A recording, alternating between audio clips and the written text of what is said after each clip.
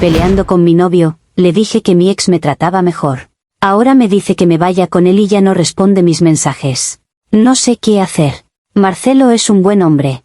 Si le preguntas a mis amigas, a mi madre, o a cualquier persona que nos haya visto juntos, te dirán que me saqué la lotería. Es estable, es cariñoso a su manera, y tiene esa calma que, al principio de nuestra relación de 2 años, me parecía un refugio.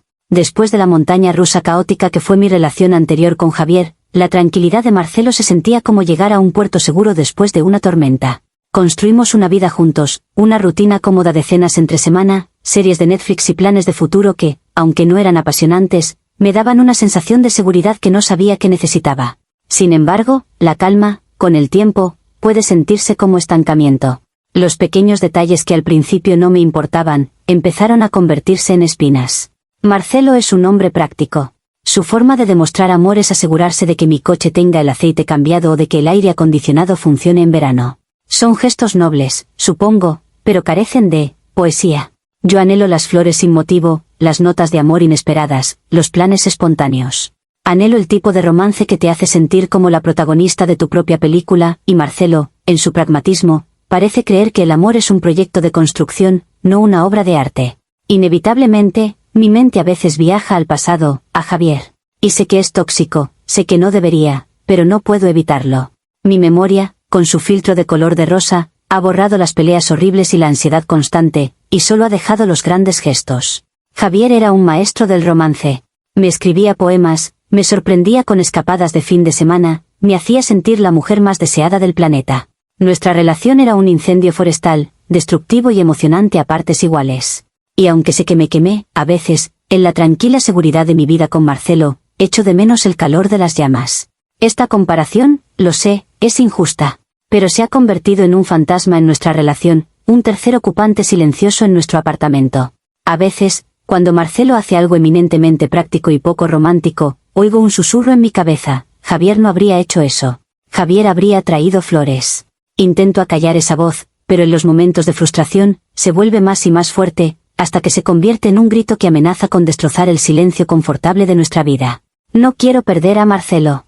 Amo su bondad, amo la paz que me da. Pero hay una parte de mí, una parte impulsiva y caótica, que a veces quiere prenderle fuego a esa paz solo para ver si él estaría dispuesto a correr a través de las llamas por mí. Es una idea horrible, lo sé, pero la necesidad de una prueba, de una reacción apasionada que valide sus sentimientos, se ha vuelto casi una obsesión. La discusión, como casi todas las grandes catástrofes, comenzó con una nimiedad. Era nuestro aniversario de 2 años. Yo me había pasado el día entero con una mariposa de expectación en el estómago. No esperaba un viaje a París, pero sí esperaba algo. Un detalle, un plan sorpresa, una cena en ese restaurante nuevo del que le había hablado. Cuando llegó a casa del trabajo, me dio un beso y me entregó una bolsa. Dentro había un nuevo juego de sartenes antiadherentes que yo había mencionado que necesitábamos la semana pasada.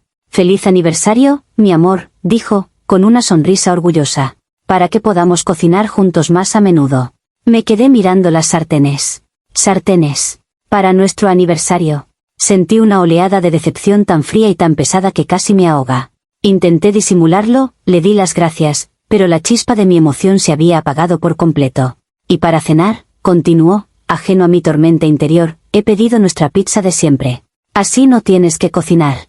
Y eso fue todo. Ese fue su gran gesto romántico. Unas sartenes y una pizza a domicilio. La cena transcurrió en un silencio tenso. Yo respondía con monosílabos, empujando la comida en mi plato. Él, finalmente, se dio cuenta. ¿Pasa algo, Elena? Te noto rara. Y esa simple pregunta abrió las compuertas. Toda la frustración acumulada de meses, todas las pequeñas decepciones, salieron a borbotones. Le hablé de mis expectativas, de mi necesidad de sentirme especial, no solo una compañera de piso a la que se le regalan utensilios de cocina. La discusión escaló rápidamente. Él se puso a la defensiva. Pero es que las necesitábamos. Pensé que era un regalo práctico, útil. Intento ser considerado. Y yo le respondí: no quiero que seas práctico, Marcelo. Quiero que seas romántico. Quiero que pienses en mí, en lo que a mí me haría ilusión, no en lo que le falta a la cocina. Nos enzarzamos en un círculo vicioso de acusaciones. Él me llamaba desagradecida y dramática. Yo lo llamaba insensible y aburrido. Cada palabra era un golpe, y yo sentía que estaba perdiendo. Él se estaba refugiando en su lógica pragmática, y yo me estaba ahogando en mi propia emoción. Necesitaba un arma. Algo que pudiera atravesar su armadura de calma y hacerle daño de verdad. Algo que le hiciera entender la profundidad de mi decepción. Y en el calor del momento, mi cerebro, en un acto de traición y desesperación, me la proporcionó. Saqué el arma nuclear de mi arsenal emocional, la que sabía que causaría el máximo daño. «Es que no lo entiendes», le grité, levantándome de la silla, mi voz temblando de una rabia que era a la vez real y performativa. «No se trata de las sartenes, se trata del detalle. De demostrar que me escuchas, que te importo más que la funcionalidad de esta maldita casa». Él se cruzó de brazos, su rostro era una máscara de frustración. «Claro que me importas, Elena. Te lo demuestro cada día. Te demuestro que te quiero construyendo una vida contigo, no con gestos vacíos». La frase, gestos vacíos, fue la chispa que incendió la pólvora. En mi mente, esa frase fue un ataque directo a Javier, al recuerdo de él, al tipo de amor que yo secretamente anhelaba. Fue como si Marcelo hubiera insultado la única parte de mí que todavía se sentía viva y apasionada. Y en ese instante, dejé de pensar. Solo reaccioné. «¿Gestos vacíos?», le espeté, mi voz subió una octava. «Ojalá tuvieras la decencia de hacer un gesto vacío de vez en cuando». Me acerqué a él, apuntándole con el dedo. Estaba perdiendo el control, y una parte de mí lo disfrutaba. ¿Sabes qué? Al menos Javier se acordaba de estas cosas. Al menos él no me regalaba sartenes en nuestro aniversario. Él sí sabía cómo tratar a una mujer. La frase quedó suspendida en el aire entre nosotros, vibrando con veneno. En el momento en que salió de mi boca, una pequeña parte de mí se arrepintió. Pero la mayor parte se sintió poderosa. Había encontrado la grieta en su armadura. Había conseguido borrar esa expresión de superioridad lógica de su rostro. Y por un segundo, me sentí victoriosa. Vi el impacto de mis palabras en su cara. Fue como ver un cristal romperse a cámara lenta. El color desapareció de sus mejillas. La frustración en sus ojos fue reemplazada por algo mucho más profundo, algo que no pude identificar en ese momento, pero que ahora sé que era una herida mortal. El silencio que siguió fue más ruidoso que cualquiera de nuestros gritos. Había cruzado una línea, y ambos lo sabíamos. Pero en mi cabeza, era una línea que él me había obligado a cruzar. Era solo una forma de hablar, la gente dice cosas que no siente cuando está enfadada. Él tenía que entenderlo. El silencio se alargó durante lo que pareció una vida entera. Marcelo se quedó mirándome, no con ira, sino con una expresión de calma absoluta y escalofriante. Era como si la tormenta hubiera pasado y hubiera dejado tras de sí un paisaje desolado. Ya no había emoción en su rostro, solo una quietud terrible. Esperé a que gritara, a que me respondiera, a que la pelea continuara. Pero no lo hizo. Finalmente, después de una eternidad, asintió lentamente, como si acabara de resolver un complejo problema matemático en su cabeza. «Tienes razón», dijo, su voz era tan baja y tan carente de emoción que apenas pude oírla. Me quedé helada. ¿Qué tenía razón? ¿Estaba admitiendo su falta de romanticismo? Por un instante, sentí una oleada de esperanza. Quizás, por fin, lo había entendido. Pero entonces, continuó. «Si tan bien te trataba», dijo, y cada palabra era un trozo de hielo, «entonces no sé qué haces aquí perdiendo el tiempo conmigo». Se levantó de la silla, no con la furia que yo esperaba, sino con una lentitud deliberada, como si se estuviera moviendo bajo el agua. «Deberías llamarlo. Vete con él. Claramente, él es quien puede darte lo que necesitas». Me quedé sin palabras. Esto no era parte del guión. Se suponía que debía suplicar, prometer que cambiaría, no darme la razón y abrirme la puerta de salida. «Marcelo, espera», balbuceé, el pánico empezando a trepar por mi garganta. No lo decía en serio. Era solo, estaba enfadada. La gente dice cosas. Él levantó una mano para detenerme, sin siquiera mirarme. «No. Lo he entendido perfectamente», dijo. Se dirigió a la habitación de invitados, la que usábamos como despacho, y salió con una almohada y una manta. Sin decir una palabra más, se tumbó en el sofá, me dio la espalda y se tapó hasta la cabeza. La discusión había terminado. No con una explosión, sino con un apagón. Me quedé de pie en medio del salón, temblando, el eco de mis propias palabras crueles rebotando en el silencio. Había querido una reacción, y la había conseguido. Pero era una reacción que no sabía cómo manejar, una que amenazaba con borrarme por completo de su vida. Las siguientes 24 horas fueron una tortura de silencio y distancia. Marcelo durmió en el sofá. A la mañana siguiente, se levantó y se fue a trabajar antes de que yo me despertara. Le envié un aluvión de mensajes. «Lo siento mucho», no lo sentía de verdad, solo estaba enfadada, «por favor, háblame». No hubo respuesta. Los 2 tics azules de WhatsApp eran una prueba de que los había leído, pero su silencio era un muro infranqueable. Cuando volvió del trabajo esa noche, la atmósfera en el apartamento era irrespirable. Intenté hablar con él, pero me ignoró. Se preparó un sándwich, comió de pie en la cocina y luego volvió a encerrarse en su capullo en el sofá. Me sentí como un fantasma en mi propia casa. La culpa inicial empezó a mezclarse con una creciente indignación. ¿De verdad iba a crucificarme por una sola frase? ¿Una frase estúpida dicha en el calor de una pelea? ¿Acaso no recordaba todas las veces que yo le había perdonado sus pequeños olvidos, su falta de atención? Al tercer día, el muro de silencio se rompió, pero no de la forma que yo esperaba. Llegué a casa y lo encontré metiendo ropa en una mochila. Me voy a casa de mi hermano unos días, dijo, sin mirarme. Necesito pensar. Y se fue. Y desde entonces, nada. Silencio absoluto. No responde a mis llamadas, no lee mis mensajes. Es como si hubiera dejado de existir para él.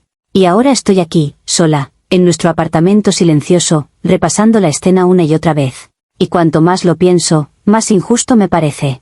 Sí, cometí un error. Dije algo horrible. Pero, ¿no es el amor también saber perdonar? No se trata de entender que las personas no son perfectas, que a veces la ira nos hace decir cosas que no sentimos. Era solo una forma de hablar, la gente dice cosas que no siente cuando está enfadada. Su reacción, este castigo de silencio, esta huida, es tan desproporcionada que casi anula mi propia culpa.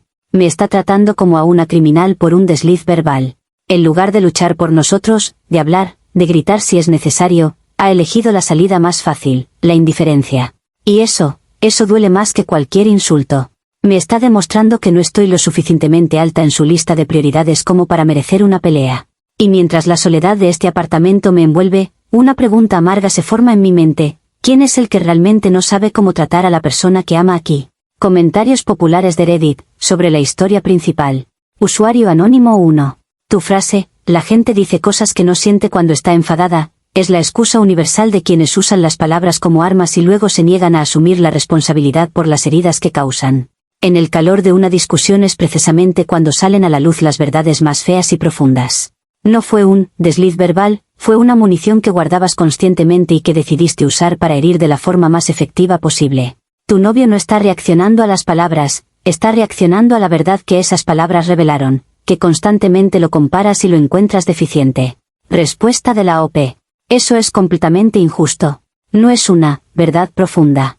No quiero volver con Javier. Fue una relación horrible. Simplemente usé el ejemplo equivocado en el peor momento posible. Fue un error táctico, no una confesión de mis verdaderos sentimientos.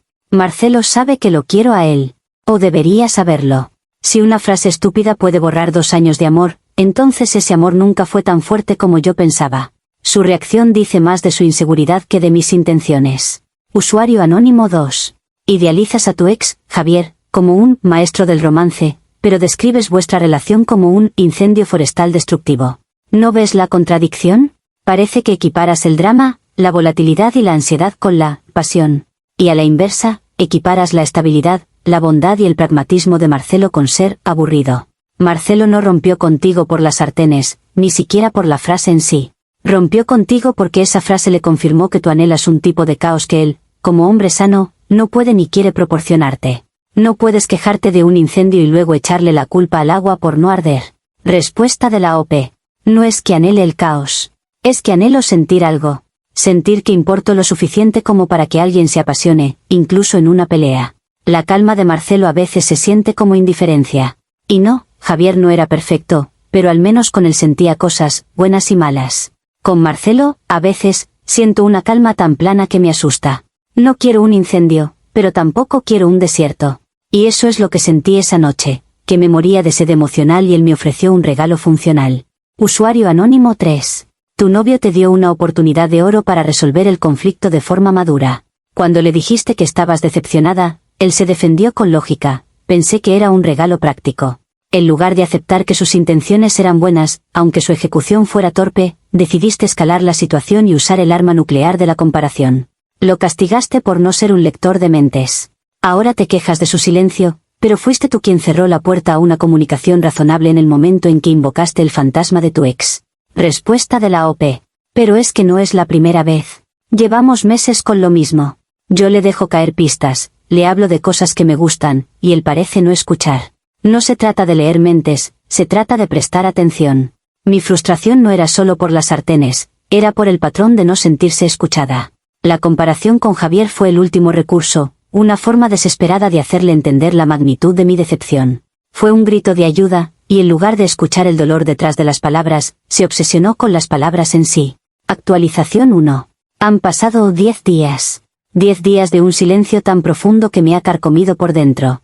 El pánico se ha convertido en mi estado natural. Me despierto por la mañana con el corazón acelerado y la primera cosa que hago es revisar el móvil, esperando un mensaje que nunca llega. Verónica, mi única confidente en este desastre, me ha estado dando consejos contradictorios que van desde «dale espacio» hasta «preséntate en su trabajo y oblígale a hablar». Finalmente, decidí que no podía seguir esperando. Tenía que hacer algo que le demostrara que mis palabras habían sido una estupidez y que no sentía nada por Javier. Y entonces, se me ocurrió un plan. Era una lógica retorcida, lo veo ahora, pero en mi estado de pánico me pareció una genialidad. Tenía que demostrarle a Marcelo que mi idealización de Javier era falsa. Y para ello, tenía que hablar con el propio Javier.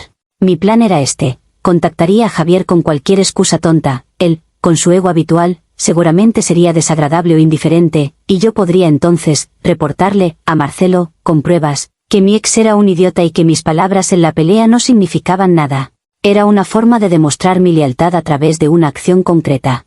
Encontré una vieja sudadera suya en el fondo de mi armario, la excusa perfecta. Le escribí un mensaje: «Hola Javi, espero que estés bien. He encontrado una sudadera tuya y me gustaría devolvértela. ¿Podemos tomar un café rápido esta semana?». Para mi sorpresa, respondió casi al instante: «Elena, qué sorpresa. Claro que sí. ¿Mañana por la tarde?». Su entusiasmo me descolocó un poco, pero seguí adelante con el plan. Nos encontramos en una cafetería, y mi plan se desintegró en los primeros 5 minutos. En lugar de ser el idiota egocéntrico que necesitaba que fuera, Javier fue encantador. Me preguntó por mi vida con un interés genuino, me halagó, me dijo que me veía increíble. Recordó chistes internos de nuestra relación, habló con nostalgia de los buenos tiempos. Con cada sonrisa, con cada cumplido, mi resolución se debilitaba. La validación que tan desesperadamente había echado de menos en mi pelea con Marcelo, Javier me la estaba sirviendo en bandeja de plata. El café se convirtió en 2, y la conversación fluyó, llena de un coqueteo peligroso que me hacía sentir culpable y viva a la vez. Me fui de allí más confundida que nunca. La validación de Javier, en lugar de darme claridad, había embarrado aún más las aguas. Esa noche, en un acto de impulsividad y una lógica aún más retorcida, le escribí a Marcelo. Ya no era una disculpa simple. Era un intento torpe y manipulador de usar a Javier para provocar una reacción. «Tienes razón», escribí. Hablar con Javier fue un error. Pero al menos él sí sabe escuchar y hacer que una chica se sienta especial. Me ha hecho darme cuenta de muchas cosas. Le di a enviar, esperando que una punzada de celos lo hiciera reaccionar. El único resultado fue que los 2 tics azules de mis mensajes anteriores se convirtieron, permanentemente, en uno solo. Me había bloqueado. Comentarios populares de Reddit, sobre la actualización 1. Usuario anónimo 4. Cada decisión que tomas es peor que la anterior. Tú, genial, plan consistía en usar a tu ex como un peón para manipular a tu novio. Y cuando el peón no se comportó como esperabas, lo usaste de otra manera, para intentar provocar celos. Has pasado de usar una comparación verbal a crear una comparación en la vida real. Le has demostrado a Marcelo que, cuando te sientes insegura, tu primer instinto es correr hacia otro hombre en busca de validación. Bloquearte no fue una reacción exagerada, fue un acto de autopreservación. Respuesta de la OP. No intentaba provocar celos. Intentaba ser honesta sobre mis sentimientos confusos. Intentaba mostrarle que su silencio me estaba empujando a buscar consuelo en otros lugares. Era una advertencia, una llamada de atención. Si él me hubiera respondido, si me hubiera dado un mínimo de seguridad, yo nunca habría tenido que hablar con Javier. Él creó esta situación con su muro de silencio. Yo solo estoy reaccionando a sus acciones, o a la falta de ellas. Usuario anónimo 5. Javier te está dando exactamente lo que quieres oír porque es un depredador que ha olido sangre en el agua. Ve que estás vulnerable y está jugando su papel a la perfección. No es que sepa escuchar, es que sabe lo que quieres oír para bajar tus defensas.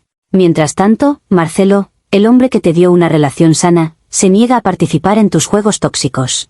Estás huyendo de la medicina y corriendo hacia el veneno porque el veneno tiene un sabor más dulce al principio. Respuesta de la OP. No creo que Javier sea un depredador. Creo que es un hombre que, como yo, recuerda las cosas buenas de nuestra relación y quizás se arrepiente de cómo terminaron. Su amabilidad me confundió, sí, pero no creo que tuviera malas intenciones. Y Marcelo no me está dando medicina, me está dando la ley del hielo, que es una de las formas más crueles de castigo emocional. Al menos Javier me habla, me escucha. Ahora mismo, eso es más de lo que puedo decir de Marcelo. Actualización final. Han pasado 2 meses. 2 meses de una soledad tan profunda que se ha convertido en mi única compañera. El silencio de Marcelo se volvió permanente, y mi confusión inicial se ha solidificado en una amarga resignación. He pasado noches enteras obsesionada, preguntándome qué salió mal, cómo una sola frase pudo tener un poder tan destructivo. En un acto de masoquismo, decidí sumergirme en el pasado para buscar respuestas. Empecé a revisar viejos discos duros, buscando fotos y, eventualmente, encontré una copia de seguridad de mis antiguos chats con Javier. Quería encontrar la prueba de que él era el monstruo, de que mi idealización era una fantasía, para poder odiarlo a él y, quizás, perdonarme un poco a mí misma. Pasé horas leyendo nuestras conversaciones, reviviendo el ciclo de pasión y toxicidad. Y entonces, la encontré. La discusión. La pelea final que provocó nuestra ruptura hace más de 2 años. Estábamos discutiendo por algo estúpido, unos celos suyos, creo. Él me estaba acusando de coquetear con un amigo, y yo me estaba defendiendo. Y entonces, leí mis propias palabras, escritas en una burbuja de chat azul de un pasado que creía olvidado. Le había escrito, ¿sabes qué, Javier? Al menos mi ex anterior, David, confiaba en mí. Él nunca me habría acusado de algo así. Él sí sabía lo que era el respeto. Me quedé mirando la pantalla, el aire escapándose de mis pulmones. La misma frase. La misma estructura. La misma táctica. Había usado el fantasma idealizado de un ex anterior para herir a mi pareja actual. No había sido un desliz impulsivo con Marcelo, una palabra desafortunada en el calor del momento. Era un patrón. Un mecanismo de defensa tóxico y repetitivo.